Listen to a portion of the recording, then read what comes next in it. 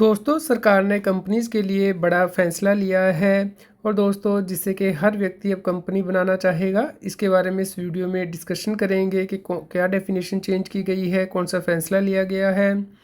दोस्तों regular update के लिए सी ए सतबीर सिंह यूट्यूब चैनल को सब्सक्राइब कर लें ताकि आपको टैक्स के रेगुलर अपडेट मिलते रहें, फाइनेंस के रेगुलर अपडेट मिलते रहें।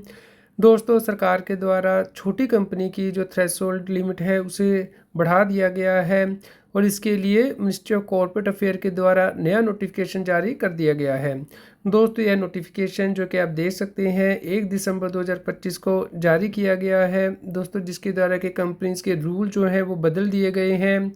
तो दोस्तों ये नोटिफिकेशन 1 दिसंबर को जारी किया गया है जिससे कि अमेंडमेंट इफ़ेक्टिव हो गई है, क्योंकि जिस दिन नोटिफिकेशन पब्लिश हो जाता है उस दिन से इफ़ेक्टिव डेट रखी गई है। तो दोस्तों जो स्मॉल कंपनीज है उसकी डेफिनेशन बदल दी गई है। अब यदि पेड अप कैपिटल 10 करोड़ रुपए तक रहेगी और टर्नओवर 100 करोड़ रुपए तक रहेगी तो उसे छोटी कंपनी ही माना जाएगा। दोनों ही कंडीशन सेटिस्फाई होनी चाहिए। दोस्तों पहले लिमिट 4 करोड़ थी जिसे कि बढ़ा के 10 करोड़ कर दिया गया है पेड अप कैपिटल के लिए, और टर्नओवर के लिए 40 करोड़ से बढ़ा के 100 करोड़ कर दिया गया है। तो दोस्तों इसके चेंज हो जाने से क्या होगा इसे भी हम डिस्कस करेंगे। सबसे पहले आपको ध्यान रखना है कि प्राइवेट कंपनीज़ के लिए ये लिमिट चेंज की गई है, पब्लिक कंपनी के लिए नहीं की गई है। दोस्तों दूसरा इंडिपेंडेंट स्टेटस होना चाहिए कंपनी का, वो कोई होल्डिंग कंपनी या सब्सिडरी कंपनी नहीं होनी चाहिए, और ना ही सेक्शन 8 की कंपनी यानी कि चैरिटेबल पर्पस से उसे एक्सक्लूड ही रखा गया है।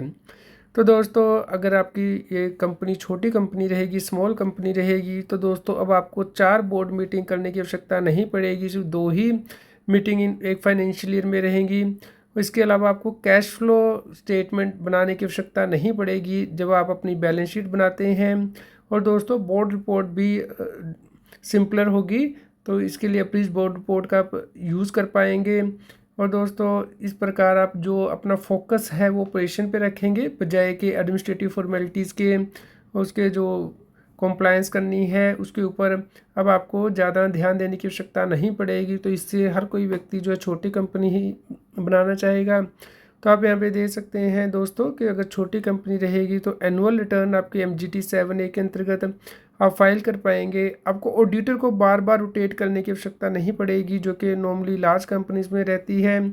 और दोस्तों ऑडिटर को भी जो इंटरनल फाइनेंशियल कंट्रोल है उसकी एडिक्वेंसी के ऊपर रिपोर्ट करने की आवश्यकता नहीं पड़ेगी। और दोस्तों जो एनुअल रिटर्न है वो भी सिंगल डायरेक्टर साइन कर पाएगा अगर कोई कंपनी से क्राइटेरिया अपॉइंट नहीं किया गया है। तो इस प्रकार सरकार ने कॉर्पोरेट गवर्नेंस को सिंप्लीफाई करने के लिए बड़ा बदलाव किया है। दोस्तों छोटी कंपनी में आपको जो पेनल्टीज़ है वो 50% ही लगता है, जबकि बड़ी कंपनीज़ में आपको ज़्यादा पेनल्टी के तौर पे अमाउंट देना पड़ता है यदि आप नॉन कंप्लायंस करते हैं। तो दोस्तों इस प्रकार जो फाइनेंशियल रिस्क है छोटी कंपनी का वो भी कम रहता है। और दोस्तों इस प्रकार छोटी कंपनी के बन जाने से एक तो आपकी कॉस्ट सेविंग होगी, प्रोफेशनल फ़ीस कम होगी, कॉम्प्लायंस कॉस्ट कम होगी।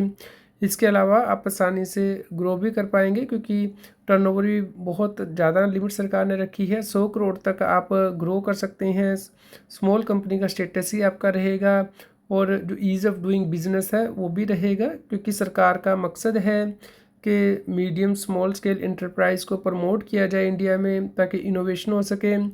दोस्तों अगर आपका कोई क्वेश्चन हो तो आप हमें कमेंट कर सकते हैं, ईमेल कर सकते हैं। दोस्तों आप इस वीडियो को सभी लोगों के साथ शेयर करें। CA Satbir Singh tax cell के टेलीग्राम चैनल पे हमें ज्वाइन कर लें ताकि आपको रेगुलर अपडेट मिलते रहें, और व्हाट्सएप चैनल पे QR कोड स्क्रीन पे दिया गया है, कृपया लाइक और शेयर करें ताकि सभी लोगों तक ये जानकारी पहुंच पाए और वो टैक्स की कॉम्प्लायंस कर पाएँ।